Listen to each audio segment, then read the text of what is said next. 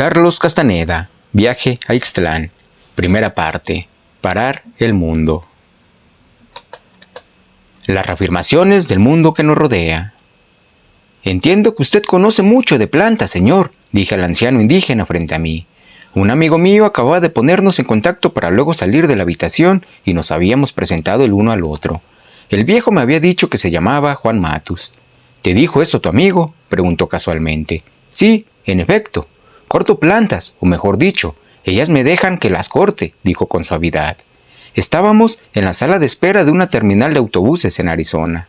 Le pregunté con mucha formalidad. ¿Me permitiría el caballero hacerle algunas preguntas? Me miró inquisitivamente. Soy un caballero sin caballo, dijo con una gran sonrisa y luego añadió. Ya te dije que mi nombre es Juan Matus. Me gustó su sonrisa. Pensé que, obviamente, era un hombre capaz de apreciar la franqueza y decidí lanzarle con audacia una petición. Le dije que me interesaba reunir y estudiar plantas medicinales. Dije que mi interés especial eran los usos del cacto alucinógeno llamado peyote, que yo había estudiado con detalle en la Universidad en Los Ángeles. Mi presentación me pareció muy seria. La hice con gran sobriedad y me sonó perfectamente verosímil. El anciano meneó despacio la cabeza y yo, animado por su silencio, añadí que sin duda ambos sacaríamos provecho de juntarnos a hablar del peyote. En ese momento alzó la cabeza y me miró de lleno a los ojos. Fue una mirada formidable, pero no era amenazante ni aterradora en modo alguno. Fue una mirada que me atravesó. Inmediatamente se me trabó la lengua y no pude proseguir mis peroratas. Ese fue el final de nuestro encuentro. Pero al irse dejó un rastro de esperanza. Dijo que tal vez pudiera yo visitarlo algún día en su casa. Resulta difícil volar el efecto de la mirada de don Juan si mi inventario de experiencias personales no se relaciona de alguna manera con la peculiaridad de aquel evento. Cuando empecé a estudiar antropología, era yo un experto en hallar el modo. Años antes había dejado mi hogar y eso significaba, según mi evaluación, que era capaz de cuidarme solo. Cada vez que sufría un desaire, podía, por lo general, ganarme a la gente con halagos, hacer concesiones, argumentar, enojarme, o si nada resultaba me ponía chillón y quejumbroso. En otras palabras, siempre había algo que yo me sabía capaz de hacer bajo las circunstancias dadas, y jamás en mi vida había hallado un ser humano que detuviera mi impulso tan veloz y definitivamente como don Juan aquella tarde. Pero no era cuestión de quedarme sin palabras. En otras ocasiones me había sido imposible decir nada a mi oponente a causa de algún respeto inherente que yo le tenía, pero mi ira o frustración se manifestaba en mis pensamientos. La mirada de don Juan, en cambio, me atontó hasta el punto de impedirme pensar con coherencia. Aquella mirada, estupenda, me llenó de curiosidad y decidí buscarlo. Me preparé durante 6 meses, tras ese primer encuentro, leyendo sobre los usos del peyote entre los indios americanos y especialmente sobre el culto del peyote entre los indios de la planicie. Me familiaricé con todas las obras a mi disposición y cuando me sentí preparado, regresé a Arizona. Sábado, diciembre 17, 1960. Hallé su casa tras largas y cansadas inquisiciones entre los indios locales. Empezaba la tarde cuando llegué y me estacioné enfrente. Lo vi sentado en un cajón de leche. Pareció reconocerme y me saludó cuando bajé del coche. Intercambiamos cortesías sociales durante un rato y luego, en términos llanos, confesé haber sido muy engañoso con él la primera vez que nos vimos. Había alardeado de mis grandes conocimientos sobre el peyote, cuando en realidad no sabía nada al respecto. Se me quedó mirando, sus ojos eran muy amables. Le dije que durante 6 meses había estado leyendo con el fin de prepararme para nuestro encuentro y que ahora sí sabía mucho más. Rió. Obviamente, había algo en mis palabras que le parecía chistoso. Se reía de mí y yo me sentía algo confuso y ofendido.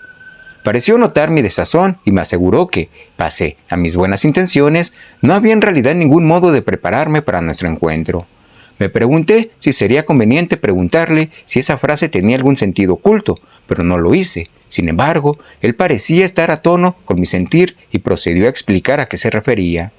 Dijo que mis esfuerzos le recordaban un cuento sobre cierta gente que, en otro tiempo, un rey había perseguido y matado. Dijo que en el cuento los perseguidos solo se distinguían de los perseguidores en que los primeros insistían en pronunciar ciertas palabras de un modo peculiar, propio solamente de ellos. Esa falla, por supuesto, los delataba.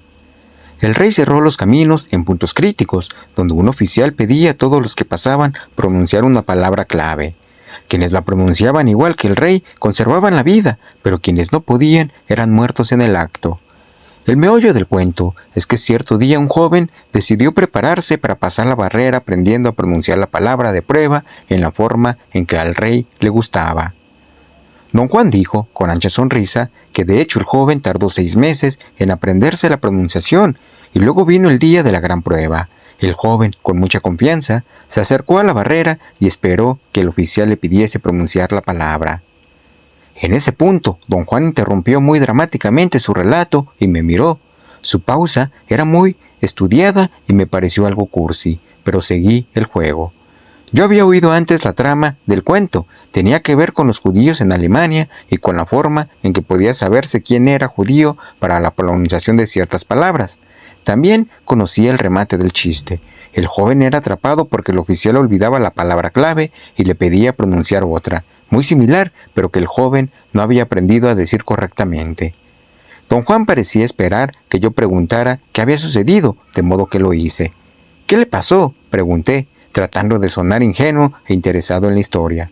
El joven, que era todo un zorro, dijo él, se dio cuenta de que el oficial había olvidado la palabra clave y antes de que le pidiera decir cualquier otra, confesó que se había preparado durante 6 meses.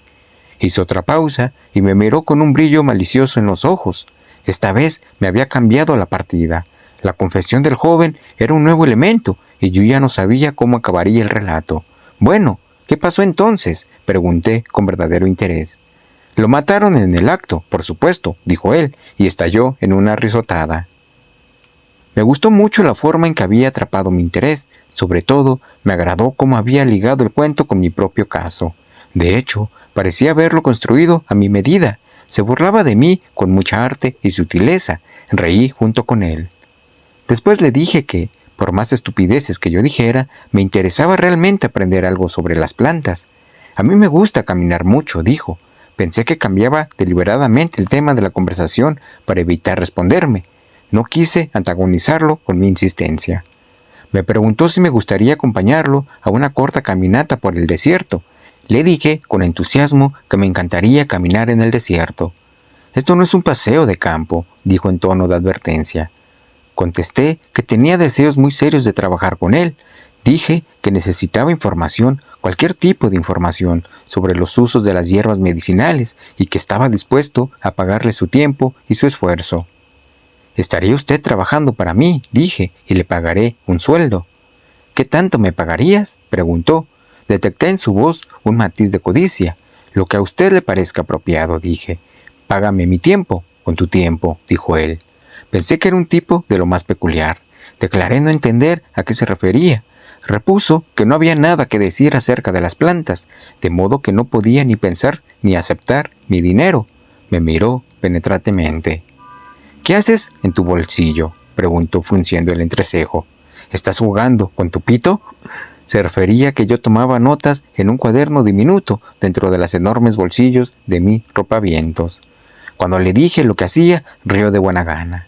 Expliqué que no deseaba molestarlo escribiendo frente a él. «Si quieres escribir, escribe», dijo, «no me molestas». Caminamos por el desierto en torno hasta que casi era de noche. No me mostró ninguna planta, ni habló de ellas para nada. Nos detuvimos un momento a descansar juntos a unos arbustos grandes. «Las plantas son cosas muy peculiares», dijo sin mirarme. «Están vivas y sienten». En el momento mismo en que hizo tal afirmación, una fuerte racha de viento sacudió el chaparral desértico en nuestro alrededor. Los arbustos produjeron un ruido crujiente. «¿Oyes?», me preguntó, poniéndose la mano izquierda junto a la oreja como para escuchar mejor. «Las hojas y el viento están de acuerdo conmigo». Reí. El amigo que nos puso en contacto ya me había advertido que tuviera cuidado porque el viejo era muy excéntrico. Pensé que el acuerdo con las hojas era una de sus excentricidades. Caminamos un rato más, pero siguió sin mostrarme plantas y tampoco cortó ninguna. Simplemente caminaba con vivacidad entre los arbustos, tocándolos suavemente. Luego se detuvo para sentarse en una roca y me dijo que descansara y mirase alrededor. Insistí en hablar. Una vez más le hice saber que tenía muchos deseos de aprender cosas de las plantas, especialmente del peyote. Le supliqué que se convirtiera en informante mío a cambio de alguna recompensa monetaria. «No tienes que pagar», me dijo.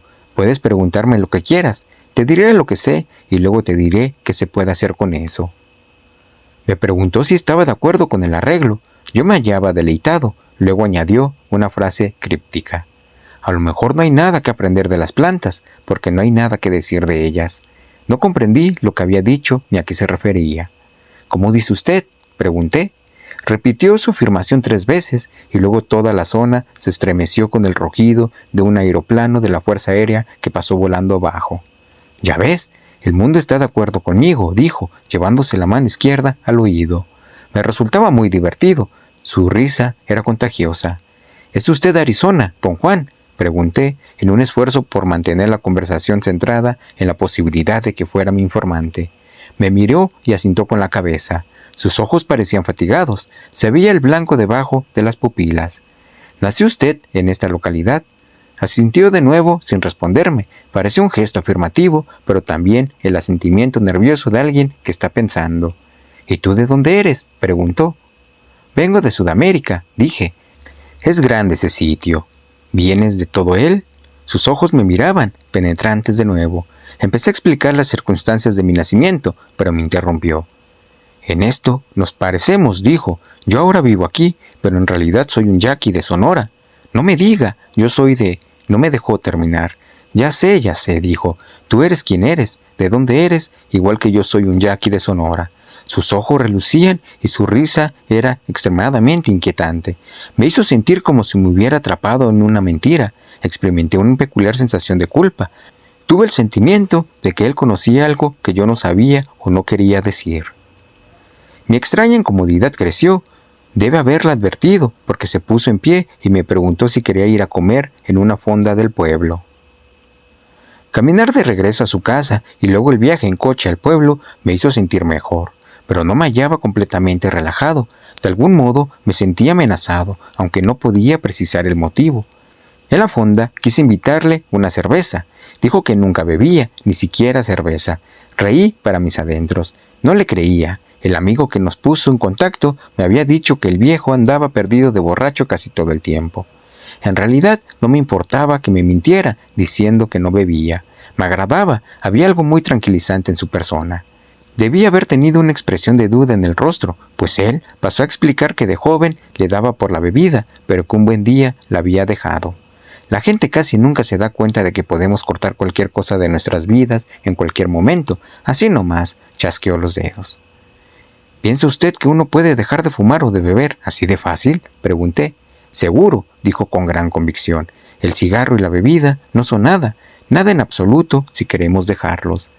En ese mismo instante, el agua que hervía en la cafetera hizo un ruido fuerte y vivaz.